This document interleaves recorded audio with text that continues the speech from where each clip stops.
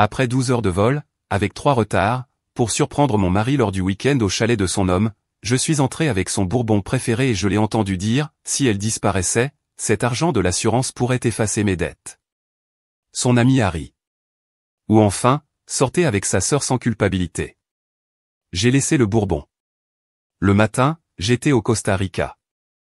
2 semaines plus tard, sa sœur l'a appelé en pleurant. La bouteille de bourbon me paraissait lourde dans les mains. Alors que je me tenais devant la porte de la cabine, mon rythme cardiaque s'est accéléré d'anticipation après avoir voyagé 12 heures pour surprendre David.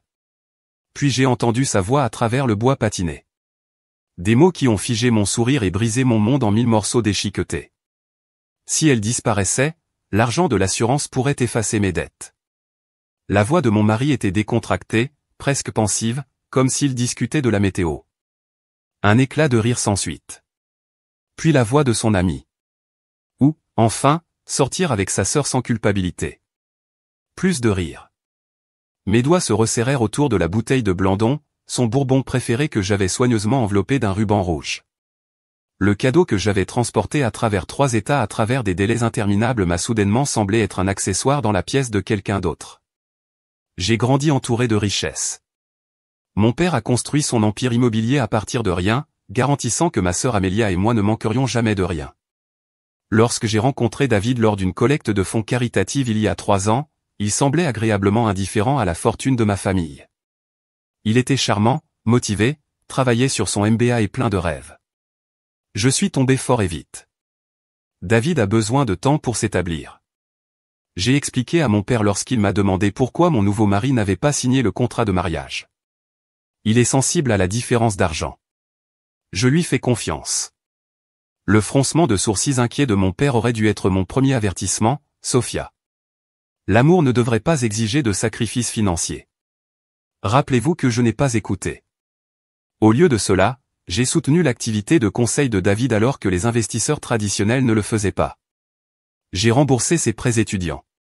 Comme cadeau de premier anniversaire, j'ai acheté la maison qu'il voulait dans le quartier qu'il avait choisi. Chaque fois qu'il réclamait un revers dans son entreprise, j'écrivais un autre chèque, croyant au partenariat que je pensais que nous construisions. Ma sœur a essayé de me prévenir avec douceur. Il pose souvent des questions sur nos fiducies familiales en 2e année. C'est étrange. J'ai rejeté ces inquiétudes comme étant une surprotection. Il essaie juste de comprendre notre monde. J'avais insisté.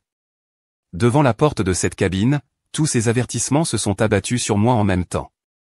Hier avait été normal, un appel vidéo avec David où il a parlé du week-end au chalet, de la façon dont les gars jouaient au poker et de la randonnée. Il avait mentionné mon manque. J'avais déjà souri en sachant que j'allais le surprendre, ayant secrètement réservé mon vol des semaines auparavant. La décision de lui faire une surprise était venue lors d'une de mes soirées solitaires dans nos 2 grandes maisons. 2 ans à soutenir ses rêves pendant que les miens prenaient la poussière. 2 ans à croire ses excuses quand il avait raté le dîner avec ma famille. 2 années passées à ignorer la façon dont il mentionnait avec désinvolture les réalisations de ma sœur avec une lueur dans les yeux qui me mettait mal à l'aise. Bébé, je ne peux pas venir ce week-end. Le voyage de ce gars est sacré. Aucune femme n'est autorisée, avait-il dit la semaine dernière en m'embrassant sur le front. Vous comprenez. J'ai compris. J'ai compris son besoin d'espace, de temps avec ses amis. Ce que je ne comprenais pas, c'était pourquoi je devais toujours être quelqu'un de compréhensif. J'ai donc décidé une seule fois de donner la priorité à mes envies, de voir son visage s'illuminer à mon arrivée, à l'improviste, pour lui rappeler pourquoi nous sommes tombés amoureux. Le voyage avait été un cauchemar de problèmes techniques et de retards météorologiques. D'abord un problème mécanique nous a cloués au sol pendant 2 heures à Chicago, puis des orages nous ont détournés vers Indianapolis. Le dernier vol a été retardé de 3 heures supplémentaires en raison de problèmes d'horaire de l'équipage. J'étais assis sur des chaises d'aéroport inconfortables, je vérifiais constamment ma montre et je tenais mon bagage à main contenant le bourbon à $200 que j'avais spécialement commandé. Une femme à côté de moi au dernier portail avait remarqué mon agitation. Quelqu'un de spécial attend mon mari. Ai-je répondu en souriant malgré mon épuisement. Il n'a aucune idée que je viens. Ce sont les meilleures surprises, avait-elle dit en me tapotant la main. Je m'accrochais à l'image du visage surpris de David, imaginant ses bras s'enroulant autour de moi disant à ses amis, « Voyez quelle femme extraordinaire j'ai maintenant. » Je me tenais paralysé devant la porte en bois de la cabine numéro 8. La révélation résonnait encore dans mes oreilles. À combien s'élève la police d'assurance, encore une fois, a demandé l'ami de David. 2 millions. Il lui a fallu du temps pour la convaincre de signer les papiers. Je lui ai dit que c'était à propos de notre future famille. J'ai pressé ma main contre ma bouche pour étouffer tout son. Mes jambes tremblaient mais me maintenaient debout. Mec, c'est froid, dit une autre voix, même s'il riait. Froid, c'est stratégique. David a répondu, son père vaut 9 chiffres. Je pensais qu'il était aventureux. D'entre eux, David et 3 amis, cartes et espèces sur la table, des bières à la main, mon mari souriait, complètement à l'aise en discutant de ma mort. Cet homme qui m'a embrassé à l'aéroport il y a 3 jours, cet homme qui a promis de m'aimer malgré la maladie et la santé, cet homme qui avait accès à tous les comptes, à tous les actifs que je possédais, mon alliance avait l'impression de me brûler la peau. Je l'ai tordu. Alors que je retournais à ma voiture de location, mon esprit passait en revue tous les signes que j'avais ignorés, les questions sur mon assurance vie, la subtile distance avec mes amis et ma famille, les rencontres accidentelles avec ma sœur. Alors que je me glissais sur le siège du conducteur, j'ai placé mon alliance dans le porte-gobelet, un petit témoignage scintillant d'un mariage fondé sur des mensonges. Pendant un bref instant, j'ai envisagé de le confronter. J'imaginais la satisfaction de voir son visage lorsqu'il réalisait qu'il avait été attrapé.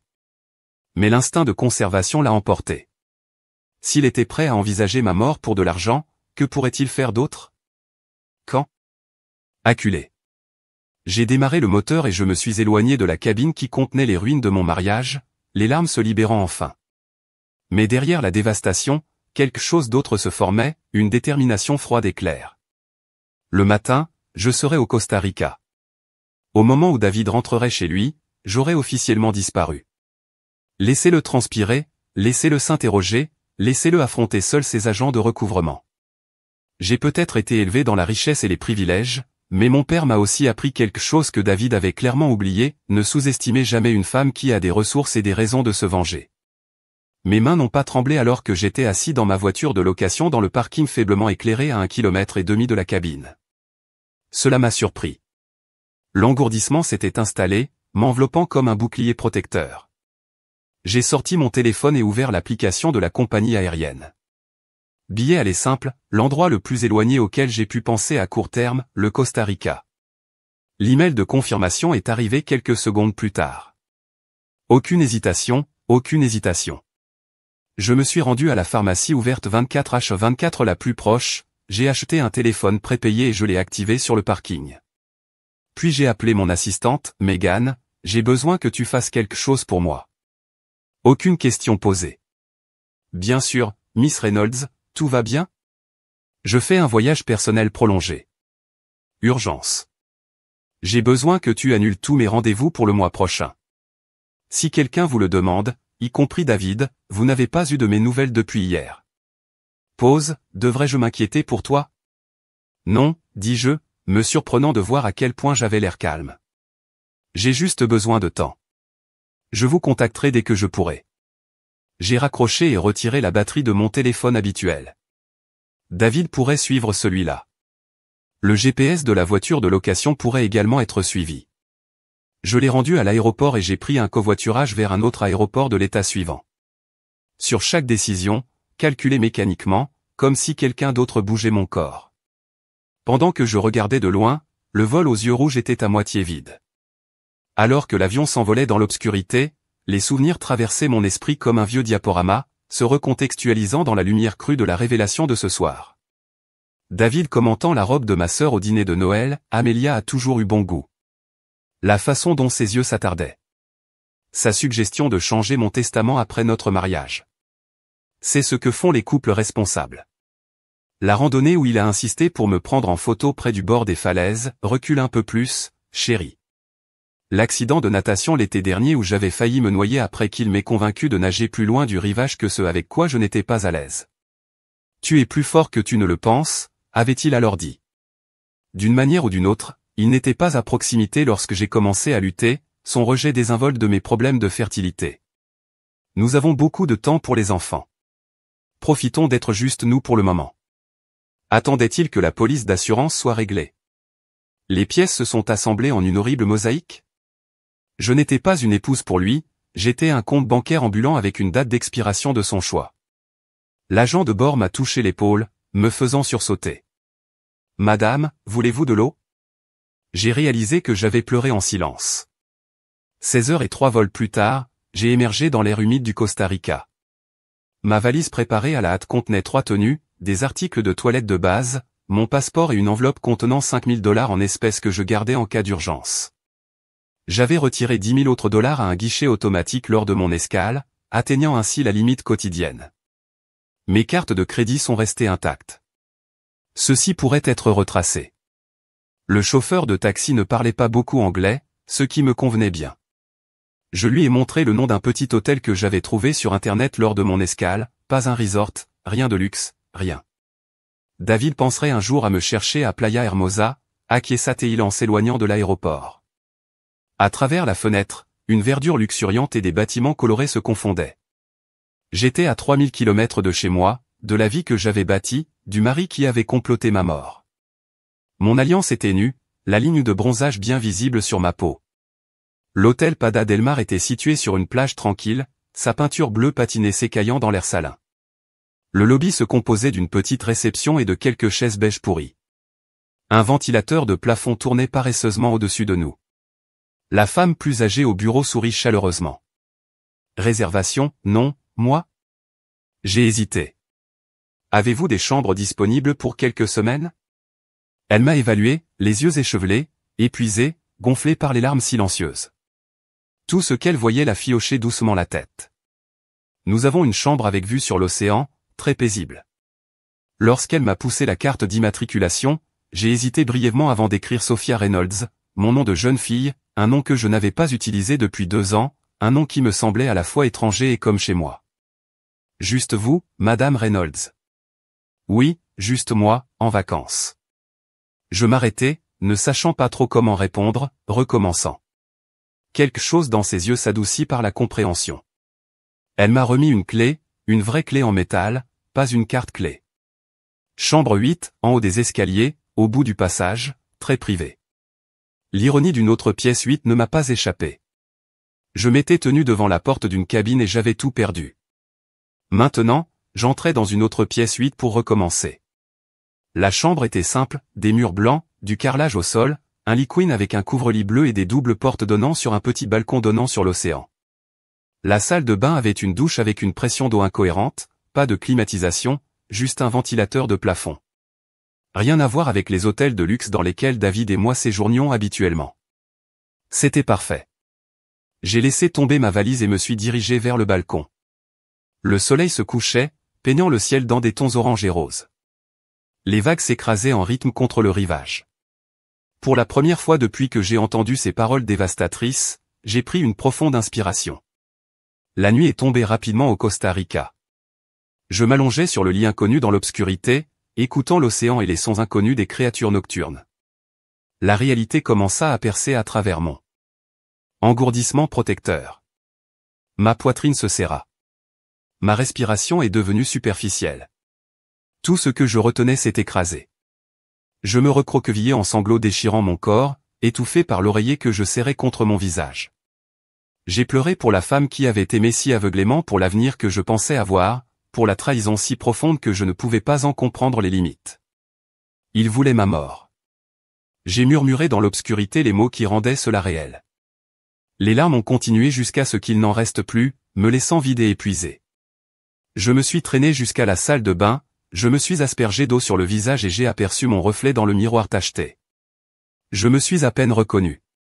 La femme qui regardait en arrière avait des cernes sous les yeux et une dureté dans la bouche qui n'existait pas auparavant. Je suis retourné au lit et je suis resté éveillé alors que les heures de la nuit s'écoulaient. Le ventilateur de plafond créait des ombres mobiles sur les murs, quelque part à proximité. La musique jouait faiblement, puis se calmait. L'océan poursuivait sa conversation sans fin avec le rivage. Alors que les premières lueurs de l'aube traversaient les fins rideaux, je me suis dirigé vers le balcon et j'ai regardé le soleil émerger de l'horizon, peignant l'eau. Des oiseaux dorés s'appelaient dans les arbres voisins. Le monde continuait comme si tout était normal, comme si ma vie n'avait pas simplement implosé. J'avais tout laissé derrière moi, ma maison, mes vêtements, mon identité d'épouse de David. Tout ce que j'avais, c'était moi-même, et pour la première fois depuis des années, je me demandais si cela pourrait suffire. Un coup à la porte m'a fait sursauter.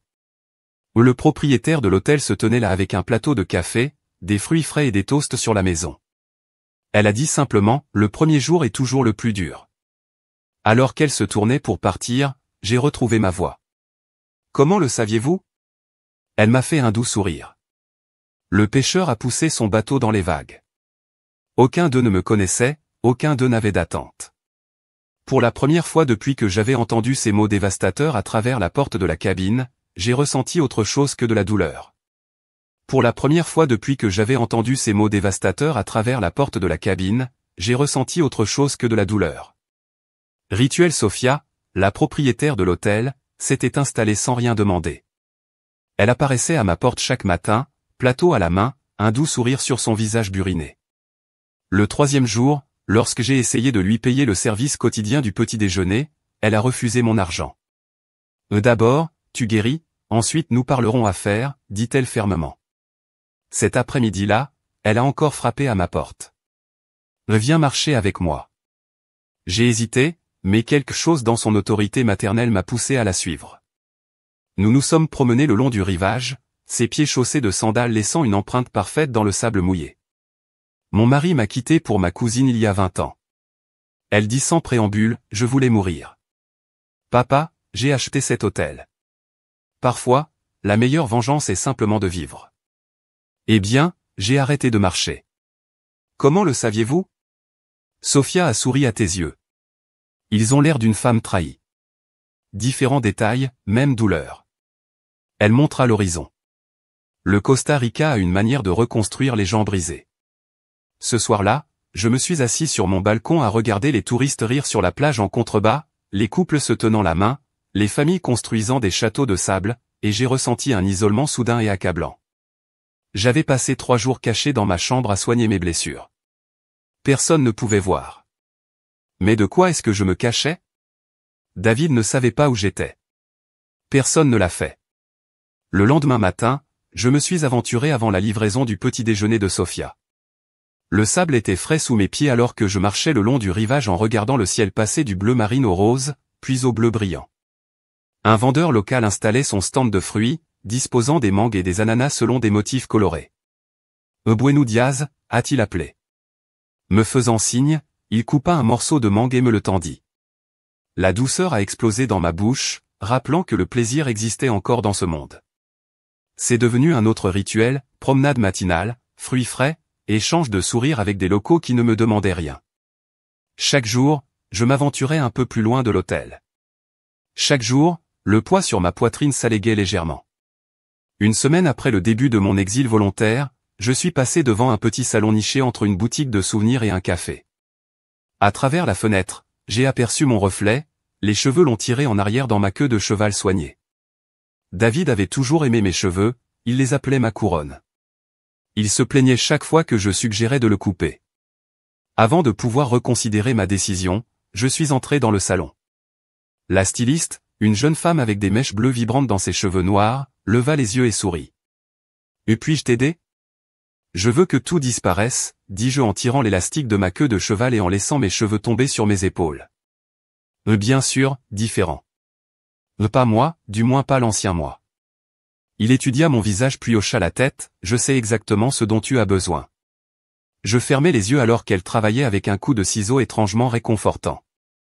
Quand elle a finalement tourné ma chaise vers le miroir, je me suis à peine reconnu. Mes cheveux tombaient maintenant en couches agitées qui encadraient mon visage, mettant en valeur mes pommettes. J'avais oublié que je l'avais fait. J'avais l'air plus jeune pour ta belle. Dit la styliste avec satisfaction dans sa voix. J'ai touché les pointes de mes cheveux. Oui, j'ai accepté, ça l'est. Du salon, je me suis dirigé vers une petite boutique vendant des vêtements fabriqués localement. J'ai acheté des pantalons en lin fluide, des hauts en coton coloré, des sandales confortables. Rien à voir avec les marques de créateurs qui remplissaient mon placard à la maison. J'ai jeté les vêtements que j'avais emballés, ne gardant que les objets pratiques. La femme j'étais celle qui portait des chemisiers en soie et des pantalons ajustés, qui coordonnait ses accessoires avec précision semblait être une étrangère. Maintenant, Ce soir-là, Sophia hocha la tête avec approbation face à ma transformation. Maintenant, tu as l'air d'avoir ta place ici. Je commence à avoir l'impression que c'est le cas, ai-je admis. 2 jours plus tard, en me promenant dans une rue calme, j'ai découvert une petite galerie d'art. Des peintures de paysages locaux remplissaient les murs. Des interprétations vibrantes et émotionnelles des plages et des jungles qui capturent quelque chose au-delà de la simple apparence. Un homme âgé était assis dans un coin et dessinait. « Tu aimes l'art » a-t-il demandé dans un anglais accentué, remarquant mon intérêt. Je peignais. J'ai répondu il y a des années, avant David, avant de mettre de côté mes activités créatives pour soutenir ses rêves, avant de devenir la parfaite épouse d'entreprise. L'homme, Miguel, ai-je appris plus tard, m'a tendu son carnet de croquis et un crayon. « Montre-moi. » J'ai hésité, puis je me suis assis à côté de lui. Mes premiers traits furent hésitants, mais ma main se souvint bientôt de ce que mon esprit avait oublié, la courbe du littoral, la texture des feuilles de palmier, les jeux de lumière sur l'eau. J'ai perdu la notion du temps, perdu dans la simple joie de la création. « Tu as du talent » dit Miguel quand j'ai finalement levé les yeux. « Revenez demain. Je t'apprends plus. » J'y suis retourné. Jour après jour, la petite galerie est devenue mon sanctuaire. Miguel m'a appris de nouvelles techniques, m'a présenté des artistes locaux, m'a encouragé à expérimenter. J'ai commencé par des croquis au crayon, puis je suis passé à l'aquarelle, puis à l'acrylique. Chaque médium a débloqué quelque chose qui dormait en moi. « Votre travail a de la tristesse » observa Miguel après quelques semaines, mais aussi de la force. C'est bien. L'art doit dire la vérité. Après 3 semaines de séjour, j'ai finalement accédé à mes emails via l'ordinateur public de l'hôtel. Plus de 200 messages m'attendaient, des messages de plus en plus frénétiques de David, des messages inquiets d'amis, quelques-uns de ma sœur se demandant pourquoi je ne répondais pas à ses SMS. Le plus récent de David, adressé à la police, m'a été copié, me signalant comme personne disparue, me décrivant comme émotionnellement fragile et peut-être suicidaire. Mes mains tremblaient lorsque je me connectais à notre compte bancaire commun, celui où était déposée mon allocation mensuelle de mon fonds en fiducie. Le solde était nul, chaque centime transféré sur un compte que je ne reconnaissais pas. 2 jours après ma disparition, mon compte personnel séparé, celui que David ignorait, est resté intact. Je me suis assis en regardant l'écran. Il était déjà en train de collecter, en supposant que j'étais mort ou en bonne santé. La police d'assurance ne paierait pas encore, mais il avait pris ce qu'il pouvait atteindre. La confirmation définitive de sa trahison aurait dû me dévaster. Au lieu de cela a renforcé ma détermination. Ce soir-là, alors que j'étais assis sur mon balcon avec un verre de vin local, Sophia m'a rejoint. Nous avons regardé le coucher du soleil dans un silence convivial avant qu'elle ne parle. « Vous avez l'air différent aujourd'hui. » Décision prise, j'ai hoché la tête. Je pense qu'il est temps d'arrêter de courir et de commencer à riposter. Sophia leva son verre vers celui de Phénix, puis renaît de ses cendres.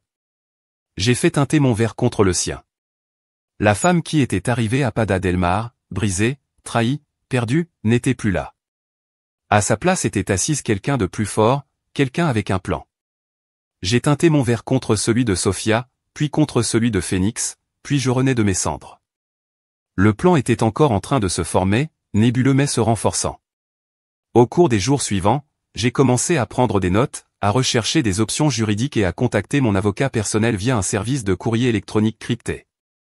J'étais prudent, méthodique, comme mon père me l'avait appris, dans les décisions commerciales. Après tout, ce fut la négociation la plus importante de ma vie.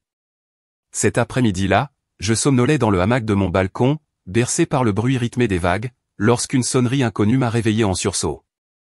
Pendant un moment, j'ai été désorienté. Ce n'était pas mon téléphone qui sonnait. Puis je me suis souvenu du téléphone prépayé que j'avais acheté il y a près de 2 semaines, celui dont j'avais donné le numéro à exactement une personne, Megan, mon assistante. Je l'ai cherché, le cœur s'emballant soudainement. « Bonjour, mademoiselle Reynolds. » La voix de Megan était basse, urgent. « Je suis vraiment désolé de vous déranger, mais il y a quelque chose. Quelqu'un doit vous parler. C'est important. » Avant que je puisse répondre, il y eut un bruissement. Puis une nouvelle voix est arrivée au bout du fil, tremblante, en larmes, mais immédiatement reconnaissable, Sophia. « Oh mon Dieu, tu es vivant, Dieu merci. » Je ne savais pas qui appeler ton assistante, je ne voulais rien me dire, mais je l'ai suppliée, Rebecca, la sœur de David, ma belle-sœur, la femme qui avait été mon amie bien avant de devenir ma famille. Comment as-tu eu ce numéro? J'ai appelé tout le monde pour essayer de te trouver. David a dit que tu avais disparu, que tu aurais pu te blesser. Sa voix se brisa, mais je savais. J'espérais. Je me redressai instantanément, alerte. Rebecca ralentit. Ce qui se passe. Un tel lui a échappé. Il y a des hommes chez David, notre maison, des hommes dangereux. Ils disent qu'il leur doit de l'argent, beaucoup d'argent. Ils l'ont menacé, Sophia, ils m'ont menacé. Mon ventre se serra. Quel genre d'homme? Le genre qui casse des choses, des doigts, des visages. Sa voix tomba à un murmure. Ils lui ont donné 3 jours pour payer ou ils feront de lui un exemple. Ils savent pour moi, pour ma maison. Ils ont dit que s'il s'enfuyait, ils prendraient ma maison à la place. Mon esprit s'est emballé. Rebecca possédait un charmant petit artisan qu'elle avait acheté avec le salaire de son professeur et un prêt de leurs parents. Elle l'avait rénové elle-même, peint chaque mur, planté toutes les fleurs du jardin. C'était sa fierté, son sanctuaire. Combien doit-il, ai-je demandé, redoutant déjà la réponse, 300 000 $, elle a murmuré, dette de jeu. Je ne savais pas que c'était si grave, Sophia. Aucun de vous ne l'a fait. Les pièces se sont assemblées avec une clarté écœurante, le besoin désespéré de l'argent de mon assurance, les tentatives d'accès à mon fonds en fiducie, les revers financiers constants de son entreprise, pas du tout de pertes commerciales, mais des dettes de jeu. Quand est-ce que cela a commencé? Je ne sais pas exactement. Il a toujours aimé parier sur les jeux, mais ça, disaient les hommes. Il a accumulé cette dette depuis plus d'1 an, des enjeux élevés, du poker, des paris sportifs, et même un casino clandestin. Elle fit une pause. Il n'arrêtait pas de demander à emprunter sur ma maison. Il y a 2 mois, j'ai dit non. Maintenant, je comprends pourquoi j'ai fermé les yeux, en me souvenant des week-ends avec les clients, des soirées tardives lors des dîners d'affaires, des appels mystérieux qu'il recevait dans une autre pièce, de tous ces mensonges. Où se boit-il maintenant? Chez lui. Safia, il est en désordre. Ta disparition l'a brisé. La police le soupçonne de votre disparition. Le saviez-vous? Et maintenant ces hommes? J'ai peur pour lui. L'ironie était presque trop. Le mari qui avait envisagé ma mort pour un gain financier faisait désormais l'objet d'une enquête pour ma disparition. Dans d'autres circonstances, cela aurait pu paraître une justice parfaite. Pourquoi m'appelles-tu, Rebecca? J'ai gardé ma voix ferme, même si mes mains tremblaient. Que attendez-vous de moi? Elle a hésité. Je pensais que si tu revenais, tu expliquais à la police que tu as juste besoin de temps libre et, peut-être avec tes relations familiales, de l'argent que tu veux que je paie ces dettes de jeu. Ce n'était pas une question. Je sais que c'est beaucoup demandé, mais ils lui feront du mal, Sophia, peut-être pire, et je perdrai ma maison, tout. J'ai travaillé pour Rebecca, toujours la protectrice de son jeune frère, lui trouvant toujours des excuses, nettoyant toujours ses dégâts. J'avais autrefois admiré cette loyauté. Maintenant, ça me rend juste triste. Est-ce qu'il sait que tu m'appelles? Non, il pense que tu le hais. Elle n'arrivait pas à finir la phrase. Que mon mari pensait, espérait que j'étais morte et que sa sœur me demandait de le sauver des conséquences de ses actes. J'ai besoin de temps pour réfléchir, dis-je. Enfin, je vous rappellerai sur ce numéro. J'ai raccroché avant qu'elle ne puisse répondre et j'ai immédiatement rappelé Megan. Comment t'a-t-elle trouvé, ai-je demandé. Elle s'est présentée au bureau, hystérique, disant que c'était la vie ou la mort. Je suis vraiment désolé. C'est bon, j'ai soupiré. Personne d'autre n'a compris, même s'il pleure. Après avoir raccroché, j'ai marché jusqu'à la plage, l'esprit bouleversé. La meilleure solution était de rester caché. Laissez David faire face aux conséquences de ses actes. Laissez-le expérimenter ce que c'est que d'être désespéré, effrayé et seul. Les agents de recouvrement n'étaient pas mon problème. Sa dépendance au jeu n'était pas mon problème. Sa maison n'était pas mon problème. Mais Rebecca avait été mon amie. Elle m'avait accueilli dans leur famille alors que la mienne était sceptique à l'égard de David. Elle m'a défendu lorsque sa mère a fait des commentaires sarcastiques sur mon éducation riche. Elle avait été sincère dans son affection, contrairement à son frère. J'ai ramassé une pierre et je l'ai lancée dans l'océan, la regardant disparaître sous les vagues. Le choix qui s'offrait à moi ne concernait pas seulement David. Il s'agissait du genre de personne que je voulais être dans cette nouvelle vie que je construisais. La femme qui s'est enfuie dans la nuit avait raison dans son instinct de conservation, mais la femme que je devenais, plus forte, plus claire, plus déterminée, elle avait besoin de prendre des décisions avec lesquelles elle pouvait vivre. Je suis retourné dans ma chambre et j'ai appelé mon avocat. Après avoir expliqué la situation, j'ai posé une seule question, puis-je payer la dette de quelqu'un d'autre sans révéler ma localisation ou mon statut actuel? Il y eut une longue pause. C'est possible, compliqué, mais possible. 2 heures et plusieurs appels plus tard, j'ai eu ma réponse. J'ai rappelé Rebecca. Je m'occuperai de la dette, dis-je sans préambule. Mais il y a des conditions. Son souffle retint n'importe quoi. Premièrement, David ne sait jamais. L'argent venait de moi. En ce qui le concerne, je suis toujours porté disparu. Mais la police. J'ai fait en sorte que les preuves de mes voyages internationaux soient découvertes. L'enquête passera d'un homicide à une personne disparue qui ne veut pas être retrouvée. Deuxièmement, vous emmenez David en cure de désintoxication pour son jeu. Une vraie cure de désintoxication, pas un programme de week-end, bien sûr, oui. Et troisièmement, ai-je continué, vous vendez votre maison et déménagez dans un endroit qu'il ne connaît pas, quelque part plus sûr. Le silence s'étend entre nous. Tu penses qu'il me ferait du mal? J'ai pensé à la cabane, à sa discussion informelle sur ma mort. Je pense qu'un homme désespéré est imprévisible et David est très désespéré en ce moment. Après une autre longue pause, elle accepta. Avant de raccrocher, elle a posé la question que je redoutais, Sophia, que s'est-il passé? Pourquoi es-tu partie comme ça? J'ai fermé les yeux, me demandant ce que je devais lui dire. Disons simplement que j'ai entendu quelque chose qui m'a fait réaliser que notre mariage n'était pas ce que je pensais. C'était quelque chose d'impardonnable. Encore un long silence. Était-ce à propos de moi? Mon souffle s'est coupé. Que veux-tu dire, David? Il a toujours eu cette idée que toi et moi, que nous. Elle ne pouvait pas finir ça. Toi et moi, quoi, Rebecca, que nous devrions être ensemble, que j'avais des sentiments pour toi. Sa voix était à peine audible. C'est pour ça que sa dernière petite amie est partie. Il n'arrêtait pas de la comparer à toi, puis de suggérer que nous. Le sol semblait basculer sous moi. La voix de son ami a résonné dans ma mémoire, astérisque ou enfin sortir avec sa sœur, sans culpabilité, ma sœur, pas ma sœur, sa sœur, Rebecca. J'ai dit prudemment, qu'est-ce que David t'a dit exactement sur moi, Rebecca? J'ai dit prudemment, qu'est-ce que David t'a dit exactement à mon sujet? La ligne est restée silencieuse pendant si longtemps que j'ai cru que nous avions été déconnectés.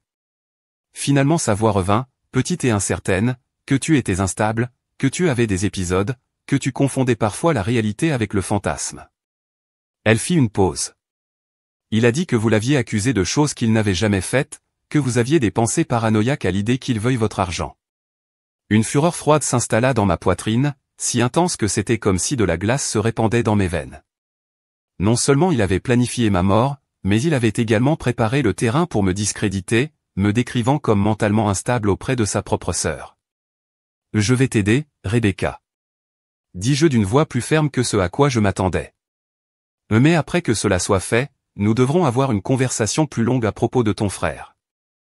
Après avoir organisé le paiement de la dette. Par l'intermédiaire de mon avocat. J'ai appelé à nouveau Carlos Mandé, un détective privé que mon père avait utilisé pour des affaires d'entreprise. Je l'avais rencontré à plusieurs reprises lors d'événements d'entreprise et je faisais confiance à sa discrétion. J'ai besoin de tout. Je lui ai dit après avoir expliqué ma situation, dossier financier, journaux téléphoniques, email, SMS. J'ai besoin de savoir exactement avec quoi j'étais marié.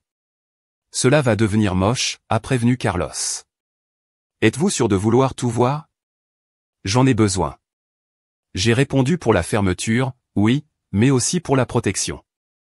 Les 3 jours suivants furent les plus longs de ma vie. J'ai continué mes rituels quotidiens, promenade matinale, cours d'art avec Miguel, repas avec Sophia. Mais mon esprit était ailleurs, explorant les possibilités, planifiant les imprévus. Le choc de la trahison de David s'était cristallisé en quelque chose de plus dur, de plus tactique. Le premier rapport de Carlos est arrivé par courrier électronique crypté. Le 4e jour, je me suis assis sur mon balcon avec mon ordinateur portable, j'ai pris une profonde inspiration et j'ai ouvert le dossier. L'épreuve était méthodique, dévastatrice et bien pire que ce que j'avais imaginé. 3 mois après notre mariage, David avait souscrit une assurance vie supplémentaire sur moi, une assurance que je n'avais jamais vue ni souscrite. La signature sur les documents était de ma part une contrefaçon passable. Le bénéficiaire était David. Naturellement, le paiement, 5 millions de dollars. J'ai regardé les documents numérisés en me souvenant du week-end où David avait insisté pour que j'essaie le parachutisme, malgré ma peur des hauteurs. La balade en bateau où il m'avait encouragé à sortir seul malgré l'approche de la tempête. Le sentier de randonnée où il avait suggéré de poser près du bord de la falaise pour la photo parfaite, tous des accidents potentiels, tous avec des témoins qui témoigneraient de sa préoccupation, ces avertissements que j'étais trop téméraire. J'ai passé à la prochaine série de fichiers, enregistrements téléphoniques, centaines de textes entre David et ma sœur, Amelia, au cours des 8 derniers mois. La plupart étaient inoffensifs à la surface, des questions sur mon emploi du temps, des commentaires sur les rassemblements de famille, mais la nuance était claire une fois que vous saviez la chercher. Il testait les eaux, évaluait son intérêt, faisait des suggestions subtiles. Les réponses d'Amelia étaient polies mais distantes. Quand il est devenu plus explicite dans ses flirts, elle a commencé à répondre moins fréquemment. Le dernier échange était d'il y a 3 semaines. David, nous devons parler en privé.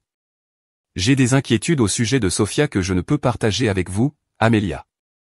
Si vous vous inquiétez pour ma sœur, parlez-lui directement ou demandez de l'aide professionnelle. Je ne suis plus à l'aise avec ces conversations. J'ai fermé les yeux, une vague de gratitude me lançant. Amelia avait senti quelque chose et avait créé la distance. Elle ne l'avait pas encouragé, n'avait pas réciproque. Le soulagement était si intense que cela m'a fait pleurer les yeux. Les dossiers financiers ont été suivants et ils ont raconté une histoire de tromperie calculée. Tout en affirmant que son entreprise avait du mal, David avait maintenu une carte de crédit secrète dont je ne savais rien. Les déclarations ont montré des achats chez les détaillants de luxe, des restaurants haut de gamme, des hôtels chers, dont aucun n'avait été avec moi. Il y avait des accusations de bijouterie à des dates importantes, mon anniversaire, notre anniversaire, Noël, les cadeaux que je n'ai jamais reçus pour d'autres femmes pour des dettes de jeu. Le but n'était pas clair, mais la tromperie était la plus accablante était la preuve d'un compte offshore dans les îles Caïmans, ouverte 6 mois après notre mariage. Les transferts réguliers de notre compte conjoint, l'argent que j'avais fourni pour les dépenses d'entreprise et les investissements y avait été canalisé. Au lieu de cela, le solde actuel, 1,2 million de dollars, mon argent à cacher pour son évasion éventuelle, tout en insiste sur le fait que nous avions besoin de budgétiser soigneusement notre avenir, tout en réduisant mes propres dépenses pour soutenir ce que je pensais être notre rêve partagé.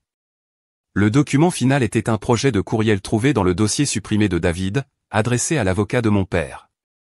Il y a demandé les conditions de mon fonds en fiducie en cas de décès, en particulier s'il aurait le contrôle des actifs comme mon conjoint. Le courriel était daté il y a 3 semaines, juste avant son voyage de cabine.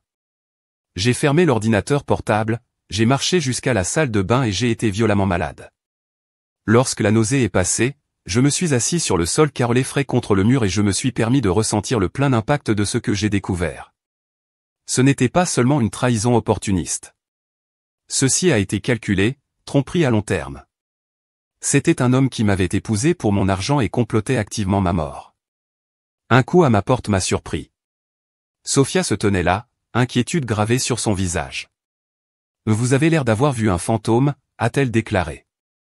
J'ai essayé de sourire mais j'ai échoué, apprenant juste la vérité sur quelqu'un que je pensais savoir.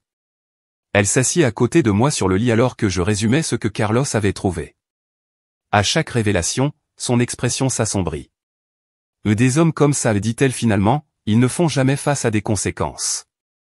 Ils s'échappent, trouvent de nouvelles victimes, recommencent. » « Pas cette fois, dis-je, me surprenant avec l'acier dans ma voix.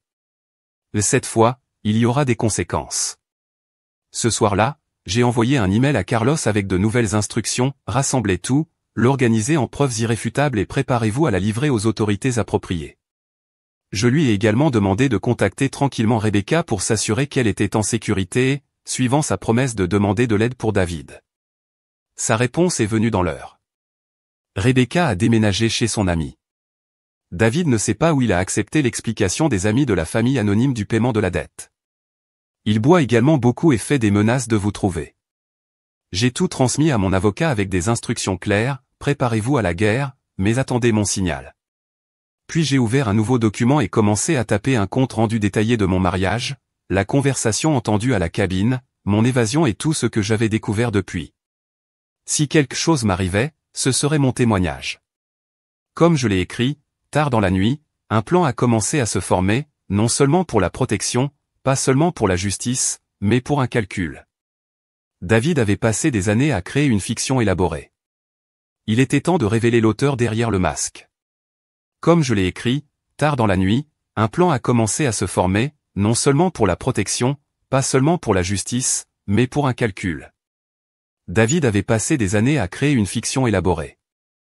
Il était temps de révéler l'auteur derrière le masque. La préparation a pris une autre semaine. J'avais besoin de tout pour être parfaitement chronométré, chaque éventualité prévue. Il ne s'agissait pas de vengeance, une action chaude et impulsive alimentée par une blessure. C'était une question de justice, froide, délibérée et complète. J'ai d'abord consolidé ma situation financière.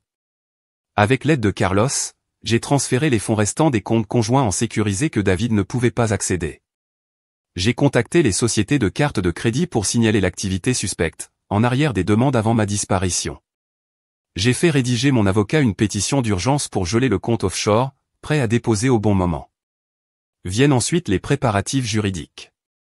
J'ai organisé chaque élément de preuve dans un dossier complet, les documents d'assurance forgés, la police non autorisée augmente, la fraude financière, les comptes offshore, chaque transgression méthodiquement documentée, chaque connexion clairement établie.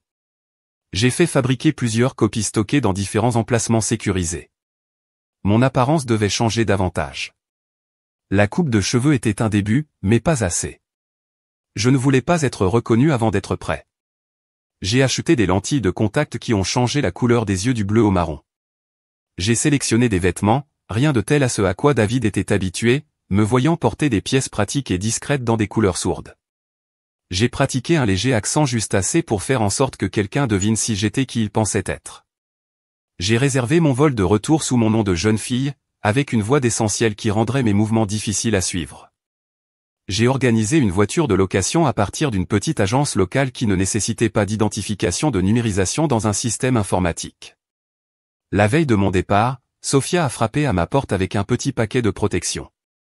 Dit-elle, me remettant un délicat bracelet à charme en argent. Ma grand-mère me l'a donné quand mon mari est parti. Elle a dit, cela vous garde fort face à ceux qui vous souhaitent du mal. Je l'ai glissé sur mon poignet, touché par le geste. J'espère que vous trouverez ce que vous cherchez. Dit-elle, m'embrassant, paix, justice, quoi que ce soit, merci. J'ai chuchoté pour tout. Avant de quitter le Costa Rica, j'ai fait l'appel le plus difficile à tous à ma sœur, Amelia. J'ai utilisé une application de messagerie cryptée, celle que je savais qu'elle gardait pour son travail humanitaire international. Ne réagissez pas, j'ai dit au moment où elle a répondu, c'est Sophia, je suis en vie, je suis en sécurité. Il y avait une forte respiration, mais elle a suivi mes instructions. Je suis seule. Dit-elle doucement. Ce qui se passe. Tout le monde pense. Je sais ce que tout le monde pense. J'avais besoin de rester ainsi un peu plus longtemps. Je me suis arrêté. J'ai besoin de vous demander quelque chose sur David. Je pouvais entendre son position de changement de vitesse, je pourrais l'imaginer déménager dans un emplacement plus privé dans son appartement. Et lui? Vous a-t-il contacté depuis que j'ai disparu, posant des questions étranges, faisant des suggestions inappropriées? Son silence était suffisamment de réponse, Amelia, s'il vous plaît, j'ai besoin de tout savoir. Il appelle presque quotidiennement, a-t-elle admis. Au début, cela semblait être une véritable préoccupation pour vous. Ensuite, le ton a changé. Il a commencé à suggérer que j'avais peut-être besoin de réconfort pendant cette période difficile, que nous devrions nous rencontrer en privé pour partager notre chagrin. Mon estomac s'est tourné, avez-vous, Dieu? Non, sa voix était féroce, Sophia. J'ai toujours pensé qu'il était parti, trop parfait, trop répété. Je n'ai jamais compris ce que tu as vu en lui. Les larmes ont pris mes yeux. Si seulement j'avais écouté ces subtils avertissements il y a des années. Il y a autre chose. Elle a continué avec hésitation. Il m'a posé des questions sur votre fonds en fiducie, des questions spécifiques sur ce qui lui arrive si vous êtes, s'il vous déclare mort. J'ai besoin que tu fasses quelque chose pour moi. J'ai dit qu'il était important que vous agissiez normalement autour de lui. Ne le laissez rien. Que se passe-t-il? Où es-tu? Je ne peux pas encore vous dire, mais je le ferai, je le promets. Pour l'instant, j'ai besoin que vous me fassiez confiance. Après un moment, elle a accepté. Ma dernière étape préparatoire consistait à assurer la sécurité de Rebecca. J'ai demandé à Carlos de prendre des détails sur la sécurité pour surveiller discrètement son nouvel emplacement. J'ai également créé un fonds d'urgence pour elle par l'intermédiaire de mon avocat, accessible si nécessaire. Elle était une autre des victimes de David, manipulée et utilisée dans ses plans. Elle méritait une protection. La veille de mon vol de retour, j'ai fait un appel anonyme à la division des crimes financiers du FBI. Je n'ai pas fourni de détails, juste assez d'informations pour les inciter à regarder de plus près les activités de David, la fraude à l'assurance, les comptes offshore, le vol d'identité, tous les crimes fédéraux. Ils ne bougeraient pas immédiatement, mais ils commenceraient à regarder. Le vol de retour vers les États se sentait surréaliste. 3 semaines et demie se sont écoulées depuis que j'avais entendu ces mots fatidiques à la cabine. À cette époque, je suis mort et renaissé, la femme naïve et confiance, remplacée par quelqu'un de plus fort, plus clair et beaucoup plus dangereux pour les plans de David. Je suis arrivé la nuit, conduisant ma voiture de location non inscrite dans des rues familières qui se sentaient en quelque sorte étrangères. Les quartiers n'avaient pas changé. J'avais. À l'approche de notre communauté fermée, je n'ai pas utilisé l'entrée principale, où la sécurité pourrait me reconnaître. Au lieu de cela, j'ai utilisé la route de service que j'ai découverte il y a des années lorsque je me suis enfermé accidentellement lors d'une course matinale. Notre maison, une maison de style Tudor tentaculaire avec des jardins bien entretenus et un éclairage dramatique, semblait exactement comme je l'avais laissé. Les lumières brillaient chaleureusement dans les fenêtres en bas. David était à la maison.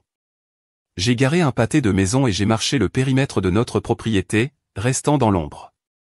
À travers la fenêtre du salon, je pouvais le voir faire un téléphone à son oreille, en gelant avec colère.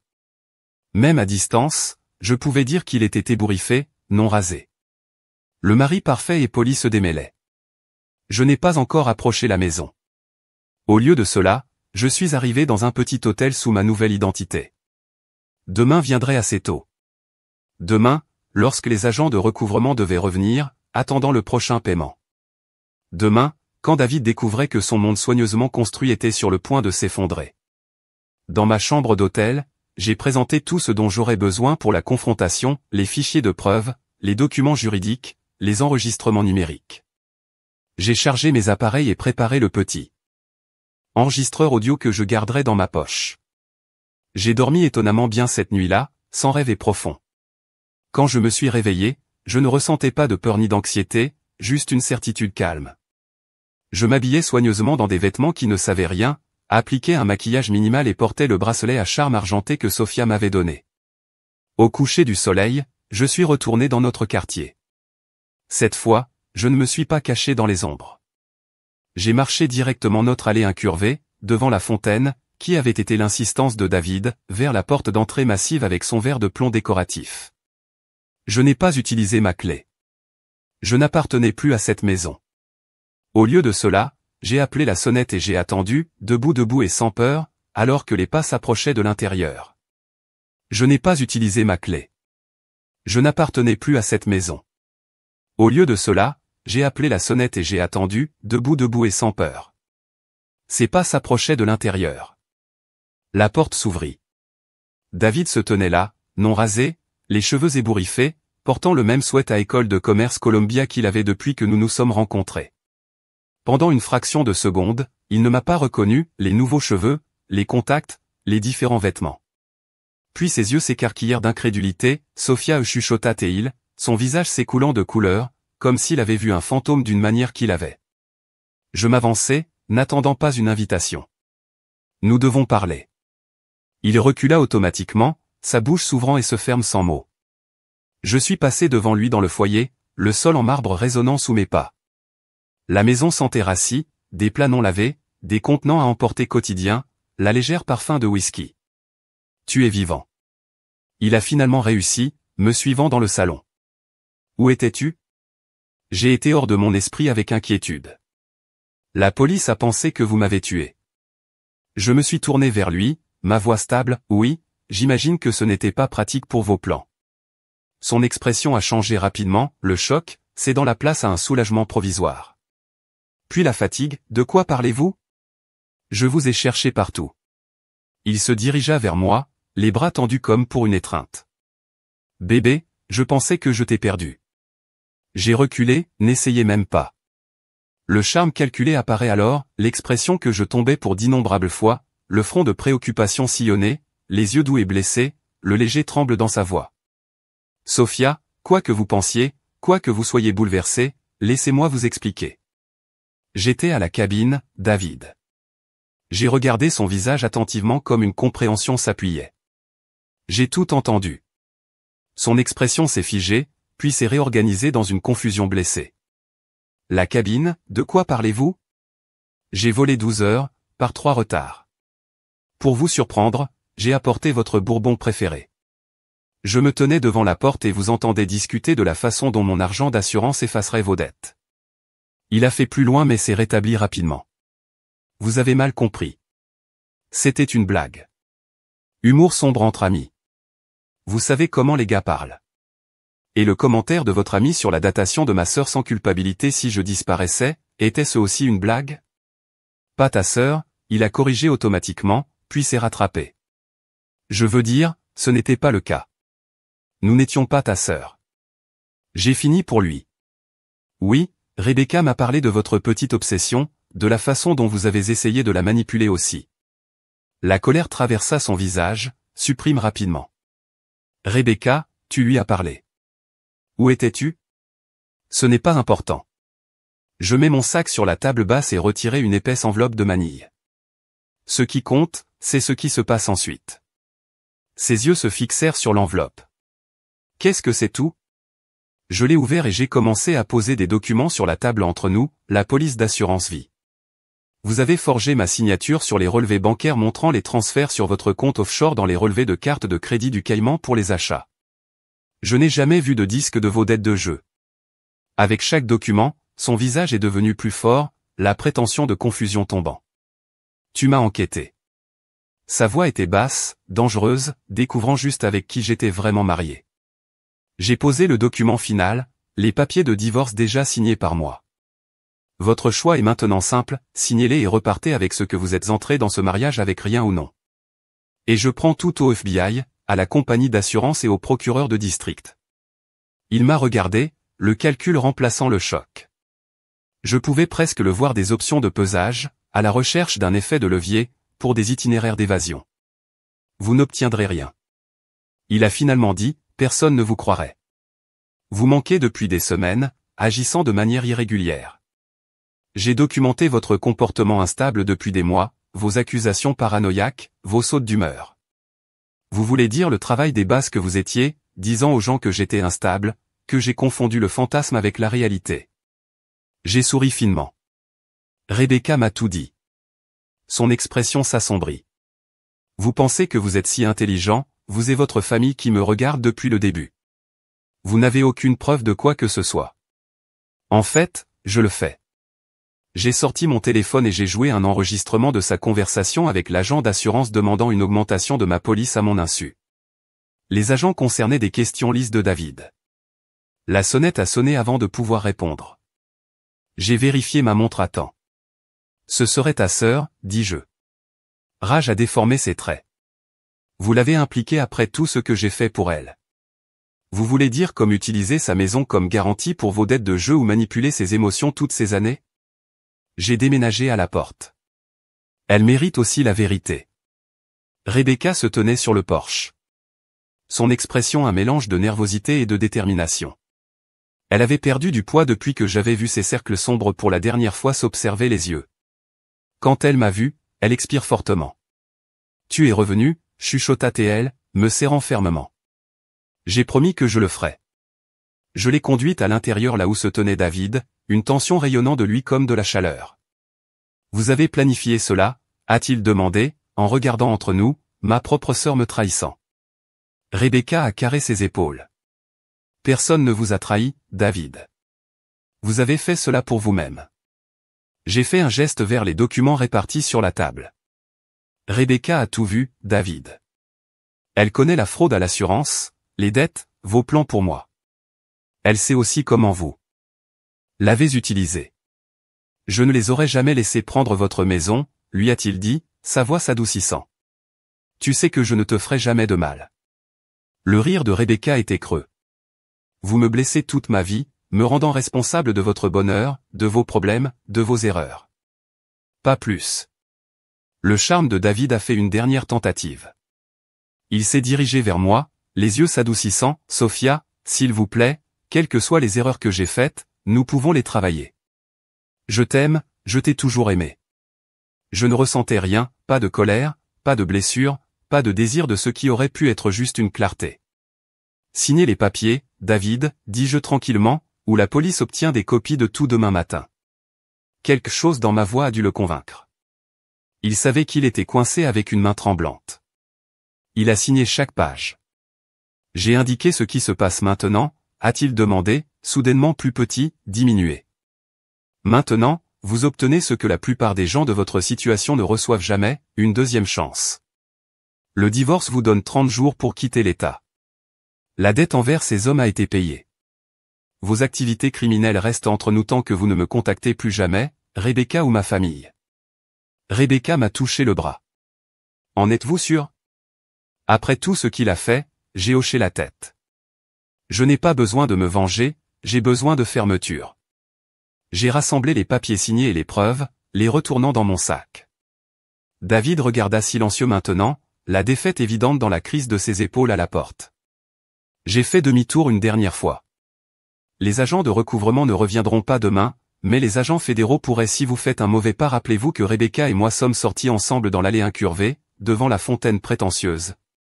À travers les portes en fer pour rotation qui avaient autrefois représenté la sécurité mais qui se sentaient maintenant comme une prison s'échappait. Aucun de nous ne regardait en arrière. Dans ma voiture de location, Rebecca a finalement rompu le silence. Que vas-tu faire maintenant? J'ai touché le bracelet à charme de Sophia, en pensant au petit hôtel du Costa Rica, du studio d'art de Miguel, des matins paisibles en regardant le lever du soleil sur un horizon sans fin.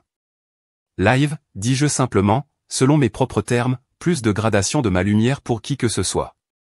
Alors que nous nous éloignons, j'ai senti que les dernières chaînes de ma vieille vie s'éloigneraient. David avait voulu ma mort, mais à la place, il m'avait donné une renaissance. Il désirait ma fortune, mais j'avais récupéré quelque chose de bien plus précieux, mon sentiment de moi, mon pouvoir, ma liberté. La route devant moi s'étendait devant moi, pleine de possibilités que j'avais déjà eu peur d'imaginer. Pour la première fois depuis des années, j'avais hâte de découvrir où cela mènerait. 3 mois plus tard, je me tenais sur le pont de mon nouveau studio en bord de mer au Costa Rica, regardant le coucher de soleil peindre le ciel dans des oranges et des roses brillantes. Ma dernière peinture, une femme s'éloignant du verre brisé était assise à sécher sur un chevalet. Sophia est apparue avec 2 verres de vin. Votre galerie montrant la semaine prochaine est déjà épuisée, a-t-elle dit en me tendant un verre. Miguel dit que vous êtes son étudiant le plus talentueux dans 20 ans. J'ai souri, en pensant à la distance que j'en venais depuis cette nuit à la cabine. Rebecca avait déménagé en Colorado en utilisant une partie du fonds que j'avais créé pour ouvrir une petite librairie, elle ne faisait pas toujours rêver. L'artiste avec des mains tachées de peinture et des cheveux striés. Dès lui cette nuit-là, j'aurais peut-être passé la vie entière étant qui il voulait que je sois au lieu de découvrir qui je suis vraiment. Aux bénédictions inattendues, Sophia a dit, élevant son verre. J'ai tincé le mien contre le sien, et à Bourbon laissé pour compte. Nous nous tenions dans un silence confortable alors que la dernière lumière s'estompait du ciel et je ressentais quelque chose que je ne connaissais pas depuis des années, le contentement silencieux d'être exactement là où j'étais censé être, exactement qui j'étais censé être. Parfois, la plus grande vengeance ne fait pas payer quelqu'un pour ce qu'il a fait. Cela refuse de laisser ce qu'ils ont fait définir qui vous devenez.